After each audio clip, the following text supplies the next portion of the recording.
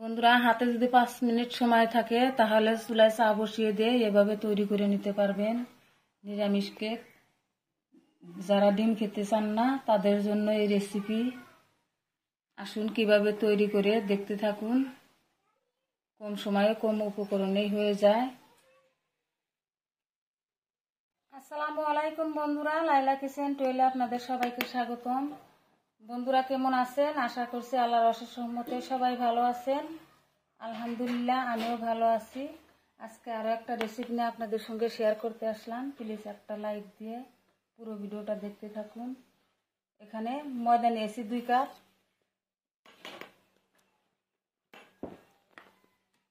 পরিমাণ মতো লবণ দিয়ে দিলাম। 1 চামচ বেকিং পাউডার দিয়ে দিলাম। বেকিং সোডা দিলে 1/2 চামচ দিয়ে দিবেন, পাউডার দিয়ে দিলে 1 চামচ দিতে হবে। 2 চামচ সাদা তেল দিয়ে দিলাম। দিয়ে শুকনো উপকরণগুলো ভালোভাবে মিশিয়ে নিব। এখানে চিনি দিয়ে দিলাম পরিমাণ মতো। চিনিটা পুরোপুরি গুঁড়ো করি না আর কি, অল্প দানা দানা রাখছি। সবকিছু মিশিয়ে নিব এখন চামচের সাহায্যে। আমার শুকনো উপকরণগুলো মিশান হয়ে গেছে। এখন এখানে দুধ নিয়েছি, হালকা উষুম গরম দুধ নিয়েছি, অল্প অল্প করে দিব। আর একটা ডো তৈরি করে নিব।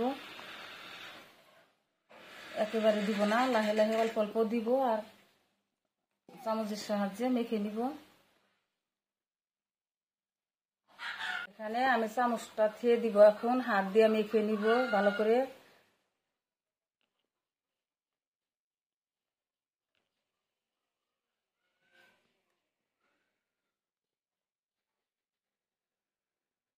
আর একটু দুধ দিয়ে দিলাম।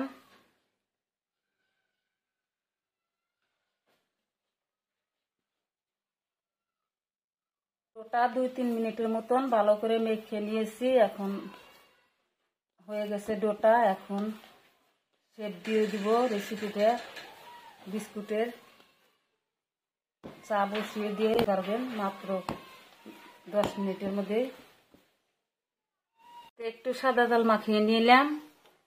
এই ছোট ছোট করে লেচি কেটে নিয়ে এভাবে করে ভালো করে মুঠে একটা গোল শেপ দিয়ে নিব। দিয়ে আপনারা আপনাদের পছন্দ মতো বানাতে পারবেন।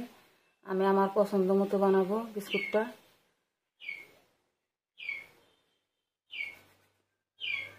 বিস্কুট মানে নিরামিষ কেক, ডিম ছাড়া কেকের মতনই হবে।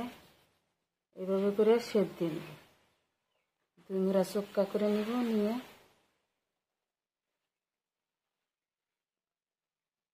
এই যে এভাবে করে শেপ দিয়ে দিব। এই যে হয়ে গেল একটা। এভাবে করে সবগুলাই তৈরি করে নিব। বন্ধুরা, এখানে আমি নাস্তাগুলা তৈরি করে নিয়েছি। এখন ভেজে নিব। আসুন চুলার পারে যাই। গরম হতে দিয়েছিলাম, হালকা গরম তেলের মধ্যে দিব। তেলটা বেশি গরম করব না।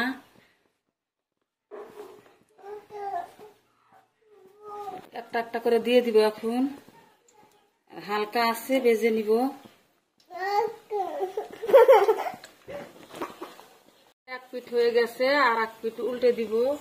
এই যে হালকা কালার এসে গেছে, কতটা ফুলে গেছে কেকটা। যারা কেকে ডিম খেতে পছন্দ করেন না, এভাবে তৈরি করে খেতে পারবেন নিরামিষ কেক। কতটা ফুলে উঠছে, ফেটে গেছে। যে হালকা আছে ভেজে নেবেন। বেশি আঁচ দিলে আর কি পুড়ে যাওয়ার সম্ভাবনা থাকে, ভিতরে কাঁচা থাকার সম্ভাবনা থাকে। বন্ধুরা, আমার কেকটা পারফেক্টলি হয়ে গেছে। এখন এই যে নামিয়ে নিব তেল ঝরিয়ে। কতটা ফুলে গেছে, নরম তুলতুলে স্পঞ্জি হয়েছে।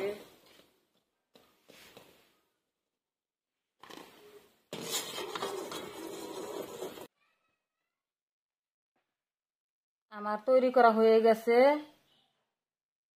কেকগুলা। নিরামিষ কেক তৈরি করা হয়ে গেছে। যে ভিতরটা স্পঞ্জি, উপরটা মুসমুসে। ভিডিওটা যদি ভালো লাগে চ্যানেলটা সাবস্ক্রাইব করে পাশে থাকবেন, লাইক কমেন্ট শেয়ার করবেন। পরবর্তী ভিডিও আসার আগে এ পর্যন্ত ভালো থাকবেন, সুস্থ থাকবেন। আল্লাহ হাফেজ।